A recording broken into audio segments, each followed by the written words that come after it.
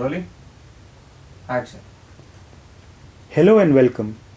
Today we are joined by Dr. Dhaval Shukla, Professor and Head of Department of Neurosurgery at NIMHANS. Dr. Shukla has been teaching neurosurgery since 2009 and has trained over 100 residents under his guidance till date. He is known for his commitment to education, conducting both online as well as offline courses, following up with residents regarding feedback for the courses, and tracking their career trajectories. Thank you for being here today with us, sir. Today, he will be answering some FAQs asked by post MBBS students often. So, sir, how does one decide if neurosurgery is the right field for them? Are there certain qualities or clarity one should have before choosing it? Yeah, so neurosurgery is not an easy specialty, particularly for a post MBBS candidate who has never been exposed to any surgical discipline.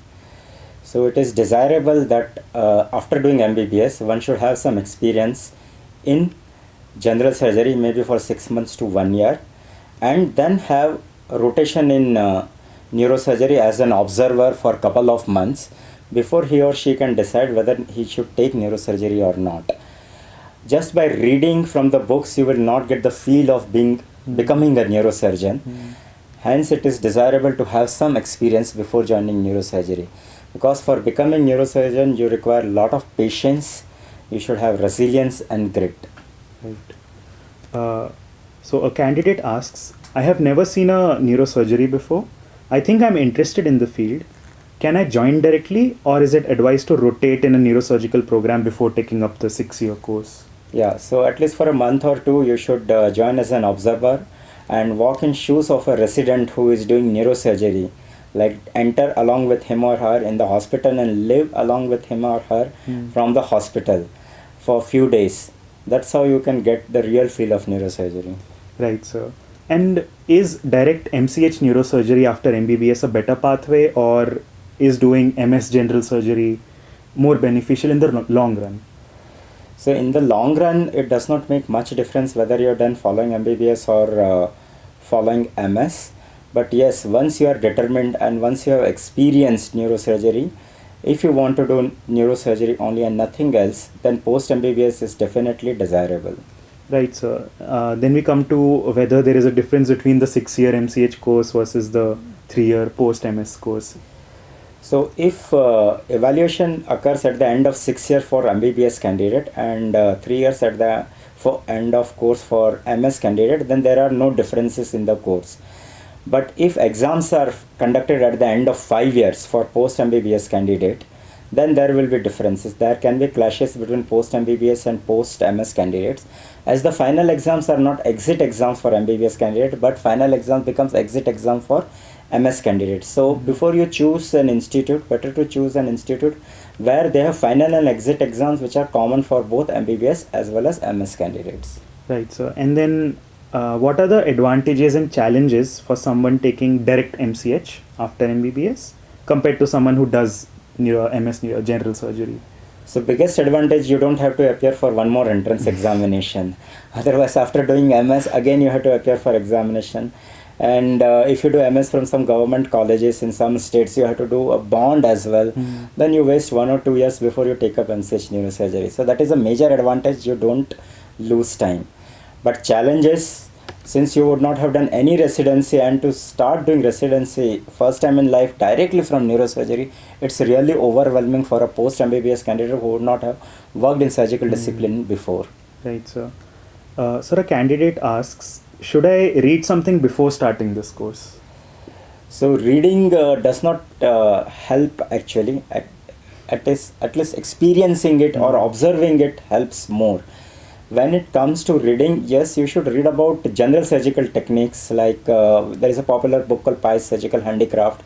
So you read about dressings, wound management, general surgical critical care. You can read from any general surgery book about surgical critical care. That can help you in your first and second year of your residency. Right, sir. Another candidate asks, my peers joining post MS have already read some basics of neurosurgery, whereas I have no idea. Should I prepare something before I join? Yeah, same thing what I told. Besides reading, you should definitely observe neurosurgical residency program, and that's how you prepare yourself to do residency. And how hard is it to adjust immediately after MBBS to a MCH program? It's really, really very hard. Because for a post-MS candidate who would have already done residency, he would have known the etiquettes of residency. He would have gone through the hardships of residency. And he or she does not find it difficult to do one more residency in neurosurgery.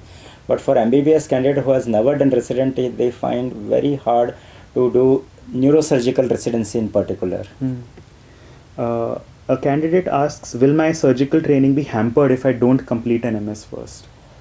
So no, it usually does not hamper. Yes, if you have done MS, your surgical training helps you, though it is a common belief that whatever you learned in general surgery, you have to unlearn when doing neurosurgery. It's not true.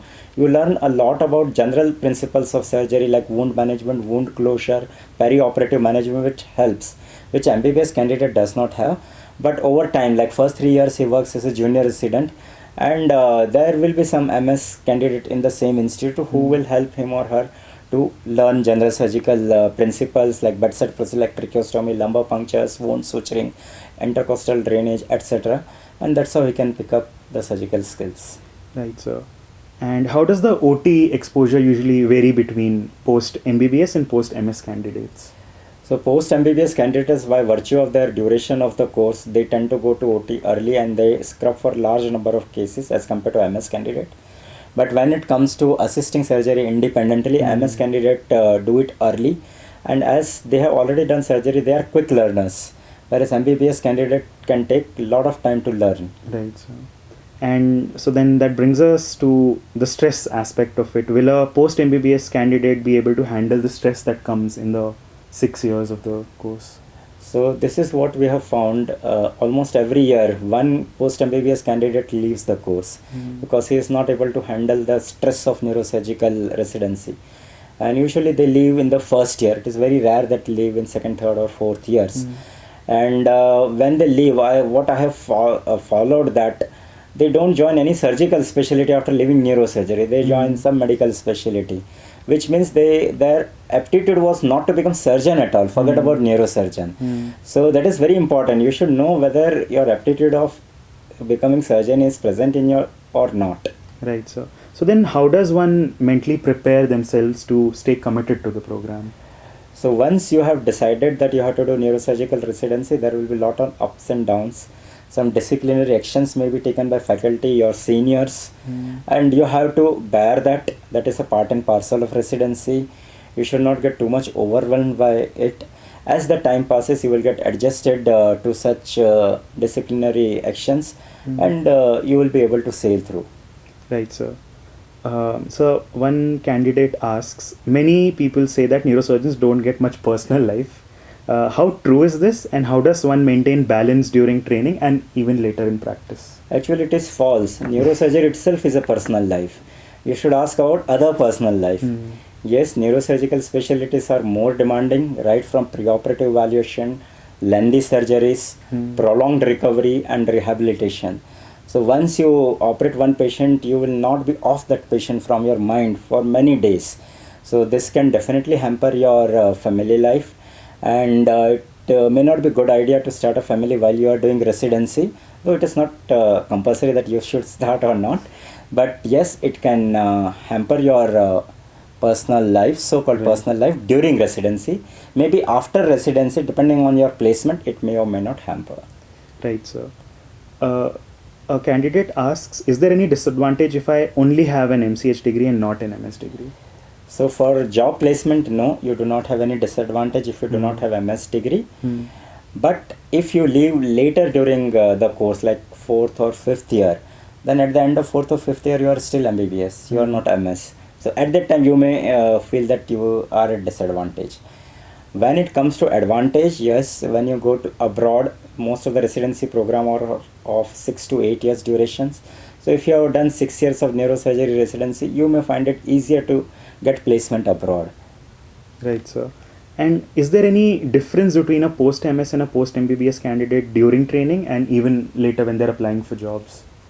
During training, the only difference is like post-MS candidates are quick learners, post-MBBS are relatively slow learners. but they get lot of exposure of perioperative management, large volume of the patient they would have seen as compared to MS candidate. So overall, their management may be better. And in terms of post graduation, it's not different. Right, sir. Thank you so much, sir, for the answers. I think these are all the questions we have today. Thank you so much for answering these questions and clearing people's doubts regarding the neurosurgery residency program. I hope this conversation helps students get more clarity on how the academic and personal life of a person who chooses neurosurgery looks like. Thank you all for tuning in. ಆಯ್ತಾ ನೋಡ್ಬೇಡಿ ಈಗ ಅನ್ಸುತ್ತೆ